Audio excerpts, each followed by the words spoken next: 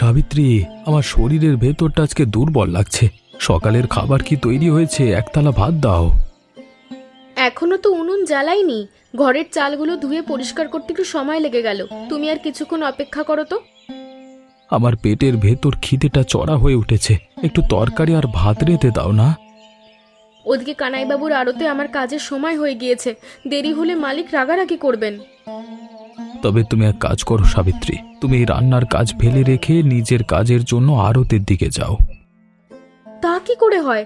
আমি এখনই রান্না শেষ করে তোমাকে নিজের হাতে খাইয়ে তারপর ঘরের বাইরে যাব।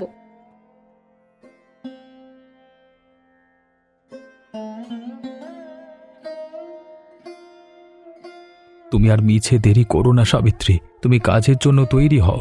এই অসুস্থ শরীর নিয়েই আমি রান্নাটা সামলে নেব। তুমি এই অসুস্থ শরীর নিয়ে বিছানা ছেড়ে রান্নাঘরে আসতে গেলে কেন? তোমার তো এখন বিশ্রাম নেওয়া উচিত।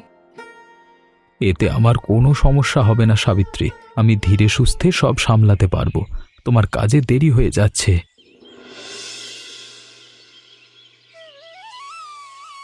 এই সরলা, আমি তবে আজকে ওই দূরের বড় মাঠের দিকে যাচ্ছি। তুমি সাবধানে ইটের ভাটার দিকে নিচের কাজ করতে যেও, হ্যাঁ?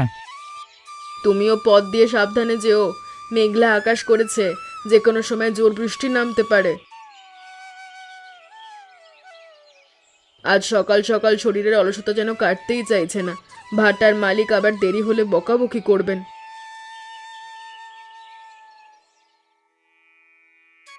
সরলা, তুই কি আজ ভাটায় যাওয়ার জন্য এই ভর সকালে পথের মোড়ে এসে একলা দাঁড়িয়ে আছিস? হ্যাঁ বৌদি, রতন এইমাত্র কাজের জন্য চলে গেল। তুমি এত তাড়াহুড়ো করে কোথায় যাচ্ছ? মুখটা এমন শুকনো কেন? আর বলিস না, আজ ঘরের উনুন জ্বলতে দেরি হয়ে গেল। গোপালকে অসুস্থ অবস্থায় ফেলে রেখে এসেছি। আমরা দুজনে ভিন্ন কাজ করলেও আমাদের একই পথ ধরে যেতে হবে। চলো একসাথেই হাঁটা দিই। চল বোন, তোর সঙ্গে গল্প করতে করতে মনের ভেতরে সব দুশ্চিন্তা একটু হলেও হালকা হবে।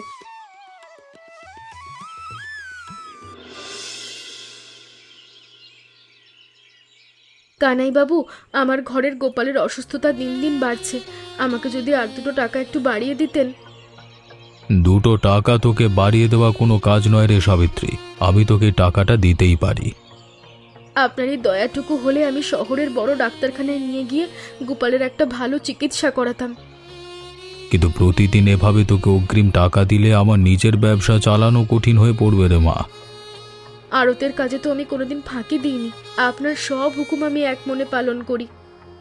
তুই মন দিয়ে কাজ করিস তা আমি জানি, তবে আমাদের এই পুরনো ব্যবসা এখন বানের জলের মতো মন্দা যাচ্ছে। আড়তে কি আগের মতো আর নতুন ক্রেতা আসছে না কানাইবাবু? চারদিকের দোকানগুলো তো ফাঁকা দেখছি। এই নতুন যুগে এসে আমাদের এই ব্যবসা আর মোটেও চলছে না রে, সব বড় বড় শহরের দিকে চলে যাচ্ছে। তাহলে কি আমাদের এই আড়তের কাজ আর বেশি দিন থাকবে না? আমার যে ভয় করছে কানাইবাবু। তবু আমি চেষ্টা করব তোকে একটু বাড়িয়ে দেওয়ার, তবে এভাবে চলতে থাকলে ব্যবসাটা হয়তো বন্ধই হয়ে যাবে রে।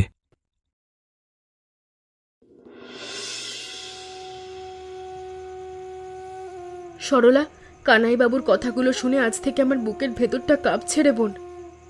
কেন বৌদি, কানাইবাবু তোমাকে আজ আড়তে ডেকে এমন কি কথা বললেন যার জন্য তুমি এত ভাবছো? ওনার ব্যবসা নাকি মন্দা যাচ্ছে। আগে যে টাকা পেতাম এখন নাকি সেই টাকাও ঠিক মতো দিতে পারছেন না। এই দুর্যোগের দিনে সবার ব্যবসায় কেমন যেন এলোমেলো হয়ে যাচ্ছে বৌদি। আমার নিজেরও ভয় করছে। যদি সত্যি সত্যি কাজটা চলে যায় তবে গোপালের ওষুধ আর ঘরের চাল কেনার কোনো উপায় থাকবে না রে। তুমি নিজের মনকে দুর্বল করো না বৌদি এভাবে। রাত হয়ে যাচ্ছে, চলো এখন নিজের ঘরে ফেরা যাক।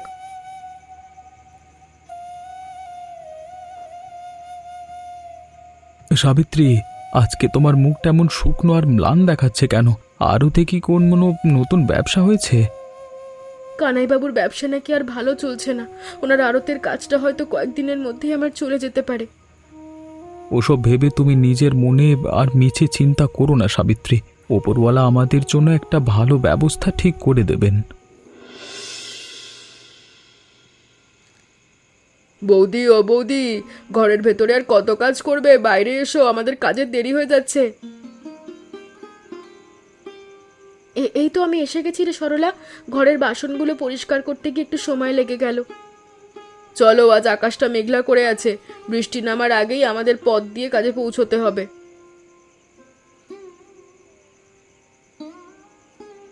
সাবিত্রী, তোকে একটা কথা বলতে এলাম। আজকে থেকে তোর আর আড়তের কাজে যাওয়ার কোনো দরকার নেই। এ কি কথা বলছেন কানাইবাবু? আমার কাজটা এভাবে হুট করে চলে গেলে আমি অসুস্থ গোপালকে নিয়ে কোথায় যাব? আমার নিজের আড়তটাই আজকে বন্ধ করে দিতে হলো রে মা। তুই নিজে অন্য কোনো ভালো কাজ খুঁজে নে, আমি জানি তুই পারবি।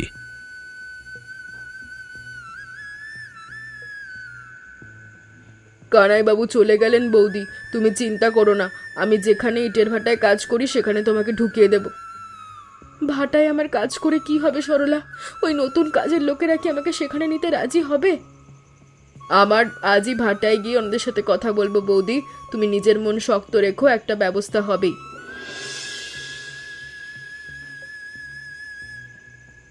সাবিত্রী, কানাইবাবুর আড়তের কাজটা চলে যাওয়ায় আমাদের সংসারের পথটা কঠিন হয়ে গেল। তুমি বিছানায় শান্ত হয়ে শুয়ে থাকো, শরীরটা অসুস্থ, এখন ওসব নিয়ে ভাবলে আরো শরীর খারাপ করবে। আমার নিজের জন্যই তোমাকে আজকে এত কষ্টের মধ্যে পড়তে হচ্ছে সাবিত্রী, আমার মন কাঁদছে। অমন কথা মুখে এনো না তো, তুমি তো ইচ্ছে করে অসুস্থ হওনি, সংসারের দুঃখ তো আসতেই পারে। আমি নিজে কোনো কাজ করতে পারছি না, উল্টো বিছানায় শুয়ে শুয়ে তোমার উপর একটা বোঝা হয়ে আছি। তুমি আমার বোঝা নও, ওসব মিছে কথা একদম ভুলে যাও, আমি ঠিক একটা নতুন কাজের ব্যবস্থা করব। কিন্তু সাবিত্রী, এই বানের দিনে নতুন কোনো ভালো কাজ কি এই ছোট গ্রামে সহজে পাওয়া যাবে? সরলা আমাকে কাল সকালে ওর সঙ্গে ইটের ভাটায় নিয়ে যাবে বলেছে, ওখানেই নাকি আমার একটা হিল্লে করে দেবে। ভাটায় খাটুনির কাজ সাবিত্রী, ওই কঠিন কাজ কি তুমি তোমারই হাতে সামলাতে পারবে? সংসারের অভাব দূর করার জন্য আমি সব খাটুনি হাসি মুখে সইতে পারি, তুমি নিজের মাথায় এত দোষ নিও না। বৌদি, এই দেখো আমাদের ইটের ভাটা, আজ থেকে তুমি আমার সাথে এখানেই কাজ করবে। তুই আমার এই বিপদের দিনে এত ভালো কাজের ব্যবস্থা করে দিলি সরলা, তোকে যে কি করে ধন্যবাদ দেব। ওসব ধন্যবাদের কথা মুখে এনো না, আমরা তো সুখ দুঃখের চিরকালের বান্ধবী। কিন্তু সরলা, এই ভাটায় ইটের কাঁচা মাটি ছাঁচে ঢেলে কিভাবে সাজাতে হয় এ তো আমি জানি না রে বোন। ভয় পেও না বৌদি তুমি, আমি তোমাকে এক এক করে এই ভাটার সব কাজের নিয়ম বুঝিয়ে দিচ্ছি। তুই পাশে আছিস বলেই আমার নিজের মনে এত বড় ভরসা পাই রে বোন। এই দেখো বৌদি, প্রথমেই ভেজা মাটির তালগুলো ছাঁচের ভেতর শক্ত করে চেপে সমান করতে হয়। আচ্ছা, তারপর এগুলোকে কাঠের তক্তার ওপর উল্টে দিয়ে রোদে শুকোনোর জন্য এইভাবে লাইন দিয়ে সাজিয়ে রাখতে হবে। হ্যাঁ বৌদি, কাজটা ধরে ফেলেছ, চলো মালিক আসার আগেই আমরা আগের কাজগুলো শুরু করে দিই। চল বোন, আমি আজ মন দিয়ে খাটবো, কাজের নতুন গতি দেখলে মালিকও খুশি হবেন আর আমাদেরকে তাড়িয়েও দেবেন না। সরলা, একটু দাঁড়িয়ে দেখ তো বোন, নদীর এই বাঁকে কত বড় কচুরিপানা এক জায়গায় জমে আছে। তাই তো বৌদি, এই কচুরিপানার আশেপাশে জলের নিচে অনেক ছোট ছোট মাছের পোনার আনাগোনা দেখা যাচ্ছে। বর্ষা তো এসে গেছে, এই নদীর জল বাড়ার সাথে সাথে চারিদিকে নতুন মাছেও দেখা যাচ্ছে। হ্যাঁ বৌদি, এই নতুন জলের মাছগুলো ছটফটানি দেখলে আমার নিজের মনের ভেতরে সব ক্লান্তি দূর হয়ে যায়। সরলা, জলদি দেখ বোন, কত বড় একটা তাজা মাছ নদীর পাড়ে চরের কাদার ওপর ছটফট করে লাফিয়ে উঠছে। বৌদি, আর মিছে দেরি করো না, চলো দুজনে মিলেই তাজা মাছটাকে দুহাতে শক্ত করে ধরি।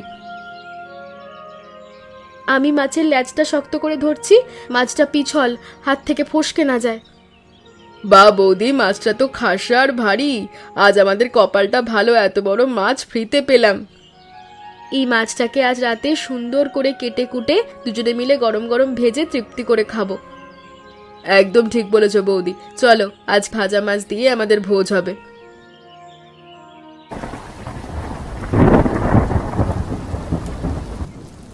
তোমরা দুজনে মাটির কাজ এখনকার মতো বন্ধ করো, এই বৃষ্টির দিনে কাদার ইট আর মোটেও শুকোবে না। মালিক, বৃষ্টি তো একটু পরেই আকাশ পরিষ্কার করে কমে যাবে, আমরা কি শেডের নিচে বসে বাকি কাজ করব? না সরলা, তোমাদের আর এই ভাটায় নতুন করে কাদার ইট তৈরি করবার কোনো দরকার নেই মা। এ কি কথা বলছেন মালিক? এই মেঘলা দিনে আমাদের কাজ বন্ধ হয়ে গেলে আমরা এই নতুন ভাটায় খাটবো কি করে? আমি পুরো ওই ইটের ভাটাটাই শহরের এক ধনী ব্যবসায়ীর কাছে আজকে পাকাপাকিভাবে বিক্রি করে দিয়েছি। ভাটা বিক্রি করে দিয়েছেন মালিক? কিন্তু কেন? আমরা তো মন দিয়ে দিনরাত খাটুনির কাজ করছিলাম। এই টানা বর্ষার মরশুমে ইটের ভাটায় তেমন কোনো লাভ আসছে না রে, তাই আগে থেকেই বিক্রির কথা চলছিল। যারা এই ভাটা কিনেছে মালিক, ওনারা কি আমাদের মতো গরিব শ্রমিকদের নতুন করে কাজে রাখবেন না? হ্যাঁ, ওনারা এখানে ইটের ভাটা একেবারে বন্ধ করে হয়তো নতুন কিছু বানাতে পারেন, তাই ইট ভাটা বন্ধ থাকবে। এই বানের দুর্যোগের দিনে আমাদের এই নতুন কাজটাও হুট করে চলে গেল বৌদি। এখন আমাদের কি হবে? ঈশ্বর আমাদের সাথে বারবার এমন পরীক্ষা কেন নিচ্ছেন রে সরলা? আমার মনটা ভেঙে যাচ্ছে।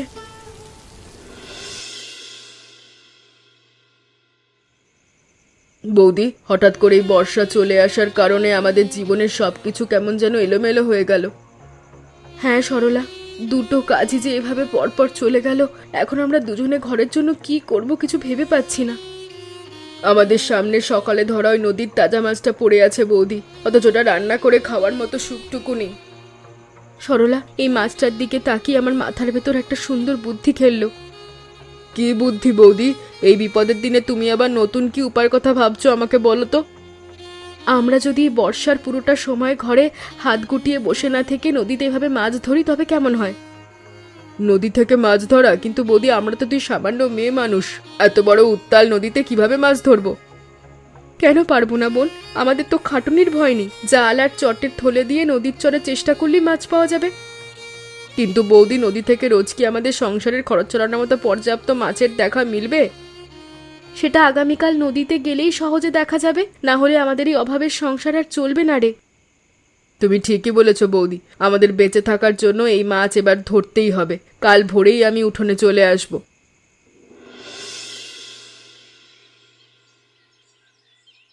সাবিত্রী, সরলা মা, তোরা এই সাত সকালে নদীর বানের জলের ভেতর একলা দাঁড়িয়ে অমন করে কি করছিস রে? প্রণাম কানাই বাবু, আমাদের ইটের ভাটার কাজটাও কালকে বন্ধ হয়ে গেছে, তাই দুজনে মিলে নদী থেকে মাছ ধরছি। তোদের দুই বান্ধবীর এই খাটুনি আর সংসারের লড়াই দেখে আমার নিজের পুরো মনের ভেতর কষ্ট হচ্ছে। কি আর করবো কানাই বাবু, ঘরে তো চাল বাড়ন্ত, আমাদের এই ছোট জাল দিয়ে বানের নতুন জলে মাছ ধরার চেষ্টা করছি। তোরা যখন মাছেরই কাজ করবি তখন তোদের একটা কথা বলি। আজকে সকালে আমার গোয়াল ঘরের পেছনের বড় পুকুরটায় গেলাম। কেন কানাই বাবু, আপনার ওই পেছনের বড় পুকুরে কি নতুন কোনো ভালো মাছের আনাগোনা দেখতে পেয়েছেন নাকি? হ্যাঁ রে মা, বানের নতুন জলের সাথে নদী থেকে অনেক ভালো ভালো মাছের পোনা ওই পুকুরের ভেতর এসে ঢুকেছে। কানাইবাবুর কথা শুনে আমার মাথায় একটা নতুন বুদ্ধি এলো রে সরলা, এবার আমাদের ভালো নতুন লাভ হতে পারে। কি বুদ্ধি বৌদি? কানাইবাবুর পুকুরের মাছের পোনা দিয়ে আমাদের কিভাবে লাভ হবে, একটু বুঝিয়ে বলো তো। কানাইবাবু, আমরা তোদের ওই পেছনের বড় পুকুরটাকে আমাদের মাছ চাষের জন্য ভালো করে ব্যবহার করতে চাই। কিসের জন্য ব্যবহার করতে চাও বৌদি? কানাইবাবু যদি রাজি হন তবে তো আমাদের জন্য একটা বড় সুযোগ হবে। বৌদি, নদী থেকে ধরে আনা এই ছোট ছোট মাছের পোনাগুলো কানাইবাবুর পুকুরের শান্ত জল সুন্দরভাবে ছেড়ে দিলাম। হ্যাঁ সরলা, পোনাগুলো পুকুরের নতুন জলে কেমন মনের সুখে খেলা করছে দেখ। এবার দুজনে মিলে একটা কথা বলি। কি কথা বৌদি? মাছের ফলন ভালো করার জন্য আমাদের ঘরের ভেতর আর নতুন কাজ করতে হবে। আমাদের কানাইবাবুর কাছ থেকে ওনার গোয়ালের সব গোবর চেয়ে এনে পুকুরের জলের ভেতর ভালো করে ছাড়তে হবে।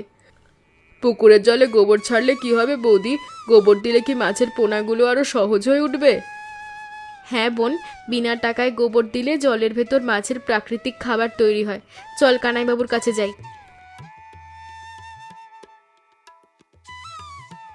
কানাইবাবু, আমাদের মাছের পোনার জন্য গোয়াল ঘর থেকে যদি কিছু গোবর দিতেন তবে খুব উপকার হতো। তোরা আমার নিজের মেয়ের মতো রে মা, এতে আর নতুন করে অনুমতি নেওয়ার কি আছে? তোদের যা যা লাগে সব নিয়ে যা। আপনার এই দয়া আমরা কোনোদিন ভুলবো না কানাইবাবু। চলো বৌদি, ঝুড়ি ভরে সব গোবর পুকুরে গিয়ে ফেলি।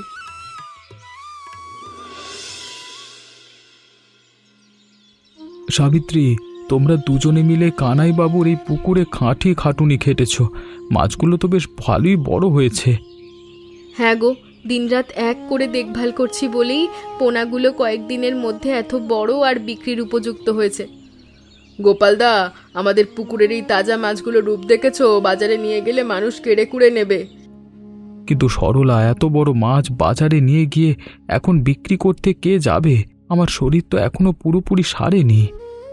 তুমি চিন্তা করো না গোপালদা, আমি আজই ঘরে গিয়ে রতনকে বলবো সব মাছ বাজারে বিক্রি করে দিয়ে দেবে। রতনদা, এই কাজের দায়িত্ব নিলে আমাদের খুব ভালো হবে রে। ওনার ওখানকার অভিজ্ঞতাও ভালো। হ্যাঁ বৌদি, বাজারের পরিস্থিতি একটু শান্ত আর স্বাভাবিক হয়ে এলে আমরা নিজেরাই মাছ বিক্রি করব।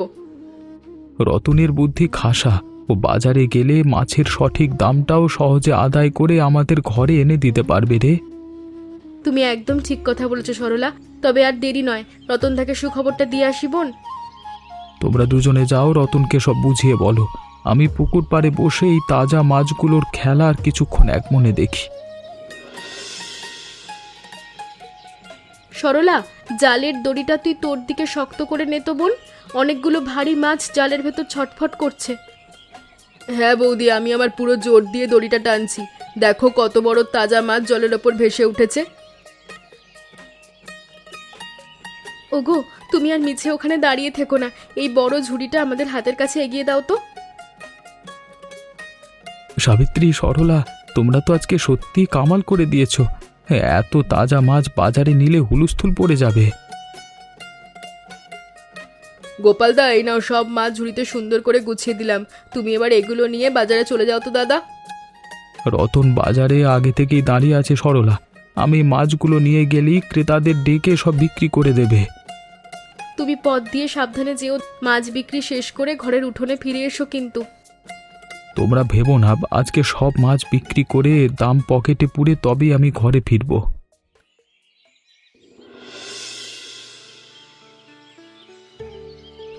সরলা, আজ মাছ বিক্রি করে আমাদের কত লাভ হলো দেখ বোন। সংসারের সব অভাব দূর হয়ে গেল। হ্যাঁ বৌদি, দুজনে মিলে নিজেদের হাতে বাজারে গিয়ে মাছ বিক্রি করার যে সিদ্ধান্ত নিয়েছিলাম তা খাসা হয়েছে। সাবিত্রী, তোমার এই অদম্য জেদ আর বুদ্ধির কারণেই আজকে আমি শহরের বড় ডাক্তারখানায় গিয়ে নিজের উন্নত চিকিৎসা করাতে পারলাম। ওগো, তুমি এখনো পুরোপুরি সুস্থ হয়ে নিজের পায়ে হেঁটে বেড়াচ্ছ। এর চেয়ে বড় সুখ আর এই জীবনে কি হতে পারে? গোপালদা এখন একদম আগের মতো সবল হয়ে উঠেছে বৌদি। আমাদের এই নতুন মাছের ব্যবসা আমাদের জীবনটাকে আলো করে দিল। তোরা দুই বান্ধবী মিলে যেভাবে কাঁধে কাঁধ মিলিয়ে বানের দিনে খাটলে তার কোনো তুলনাই গায়ে নেই। আমরা সৎ পথে পরিশ্রম করেছি, তাই উপরওয়ালা আমাদের হাত গুটিয়ে বসে থাকতে দেননি। নতুন একটা ভালো পথ দেখিয়েছেন। একদম ঠিক কথা বলেছো বৌদি। আমাদের নিজেদের ঘরের এই সুখের দিনগুলো যেন চিরকাল আমাদের সংসারে অটুট থাকে। তোমাদের এই পারস্পরিক একতা আর ভালোবাসার বন্ধনই আমাদের এই জয় এনে দিয়েছে গো। তোমরা লক্ষ্মী মেয়ে। চলো গো, আজ আনন্দের দিনে ঘরে ভালো কিছু রান্না করি।